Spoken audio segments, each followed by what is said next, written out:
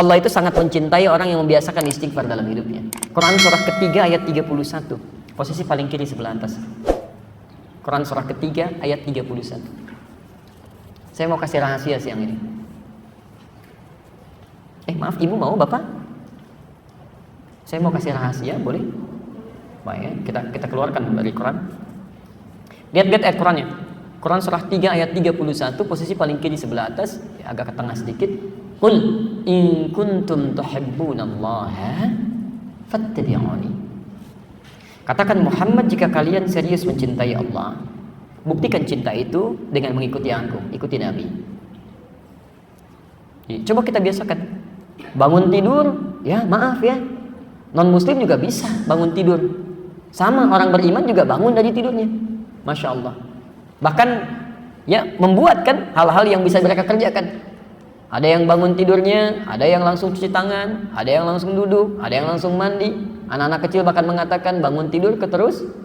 Bukan, Nabi nggak begitu. Jadi kalau Anda ingin dicintai Allah, ikuti Nabi. Bagaimana Nabi bangun dari tidurnya? Ternyata ada sunnahnya. Ya, ada duduk dulu, ada mengusap sebagian dari bekas ngantuk, ada baca doa dulu. Nggak ada bangun tidur langsung mandi. Ada tahapan dia. Makan juga begitu. Mau minum pakai tangan apa? Kanan. Kalau cuman kanan, yang lain juga bisa dengan kanan. Masya Allah. Kemudian setelah itu minum dengan mengucapkan apa? Bismillah. Masya Allah. Setelah itu minumnya sambil berdiri atau sambil duduk? Duduk. Masya Allah. Turunannya kan ada semua tuh.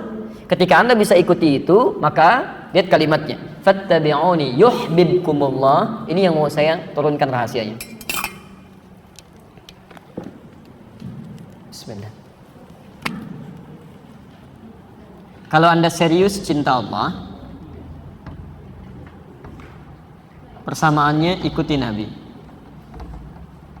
SAW. Sekarang perhatikan, ini rahasia besarnya ayat ini. Kita turunkan persamaannya. Orang yang bisa mengikuti tuntunan Nabi dalam kehidupannya, maaf, bukan cuma sholatnya ikut Nabi ya, tapi lisannya pun ikut Nabi, pandangannya ikut Nabi, gitu kan? Kebiasaannya ikut Nabi. Maka yuhibbukumullah, cinta Allah akan diturunkan. Ya. Yuhibbukumullah, Allah akan cintai kalian.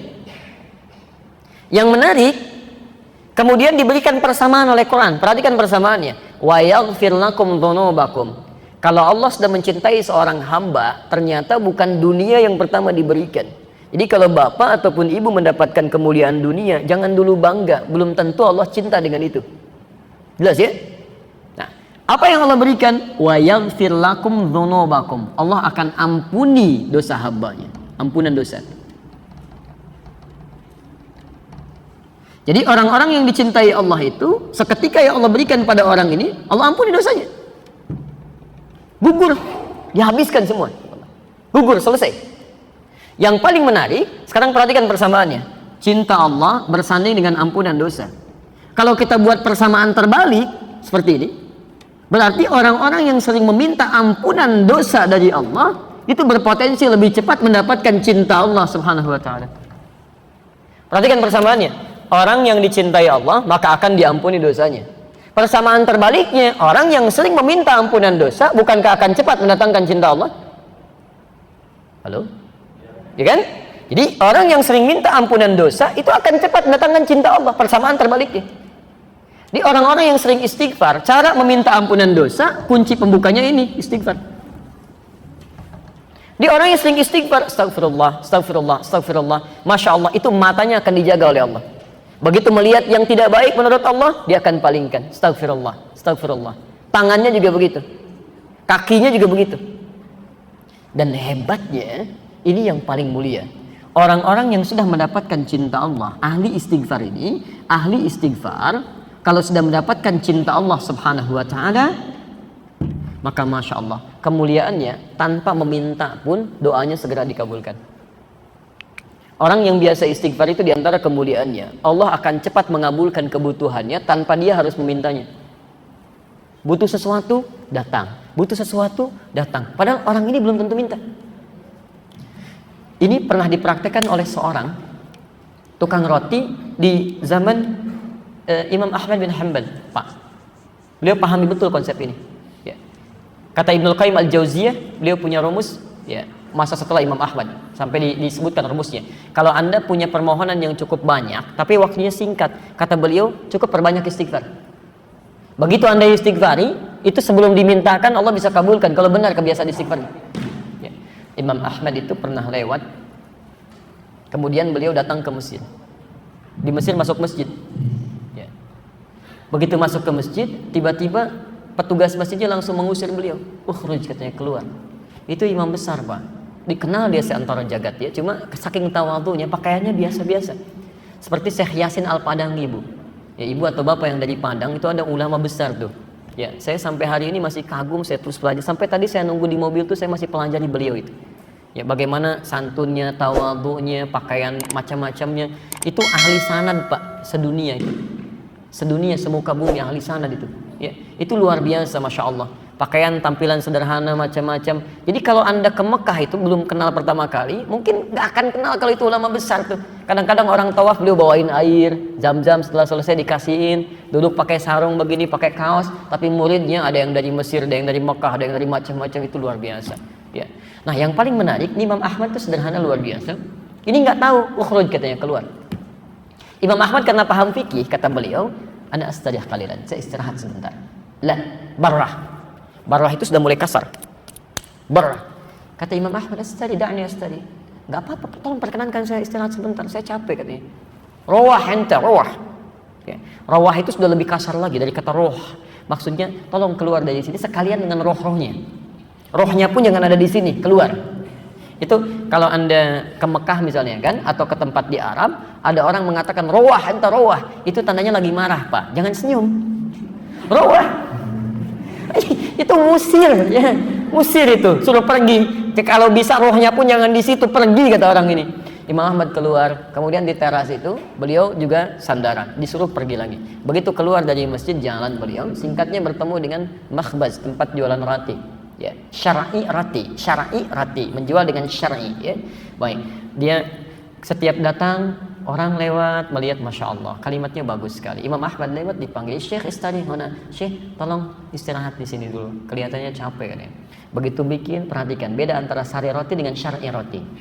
Yang ini setiap diaduk begini, astagfirullah. Dibikin begini, astagfirullah. Ini astagfirullah. Selalu istighfar.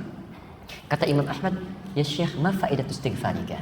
Apa faidahnya istighfar kamu itu? Imam Ahmad tahu, cuma ingin menguji ini. Apa manfaatnya? Katanya. Perhatikan. Wallahi, demi Allah, katanya, tidak pernah saya membiasakan istighfar ini kecuali Allah selalu mengabulkan doa-doa saya. Selalu mengabulkan doa-doa saya. Cuman wallahi, cuman satu aja yang belum terkabul sampai hari ini. Mudah-mudahan Allah sebelum mengabulkannya sebelum saya wafat, atau dia yang kembali pulang duluan. Apa itu, kata Imam Ahmad? Wallahi, saya bermohon kepada Allah supaya bisa dipertemukan dengan Imam Ahmad bin Hanbal sebelum saya meninggal, atau beliau yang meninggal duluan. Kata Imam Ahmad, Allahu Akbar, rupanya saya diperjalankan ke Mesir ini, masuk ke rumah Allah sampai diminta keluar sampai ke sini gara-gara istighfar kamu ini, katanya. Jadi bisa digerakkan gitu. Itu istighfar, Pak. Itu kemuliaannya luar biasa. Ya. Tapi tolong jangan lakukan itu kepada saya gitu. Anda bisa istighfar, Masya Allah.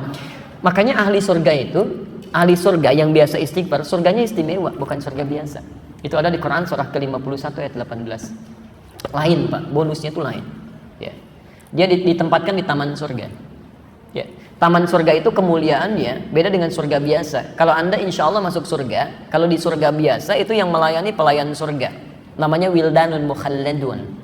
Ya, kalau laki-laki dilayani oleh bidadari surga, kalau perempuan oleh pangeran-pangeran surga, cantik dan gantengnya tak terlukiskan. Kata Nabi, nggak usah dibayangkan, mala ainun ra'at wala udhunun sami'at wala khatara 'ala qalbi bashar. Nggak pernah kelihatan oleh pandangan kita, nggak pernah terdengar oleh telinga, bahkan difikirkan pun nggak akan seperti itu. Itu masih kelas biasa. Tapi taman surga yang ngasih langsung semua Allah, tanpa perantara, kun fayakun ada, dan nggak perlu dibayangkan. Dan penghuni surga seperti ini, itu sebelum masuk ke surga pun sudah diperkenankan melihat Allah tanpa hijab. Ada di Quran surah 75 ayat 22 sampai 23, posisi paling kiri sebelah atas.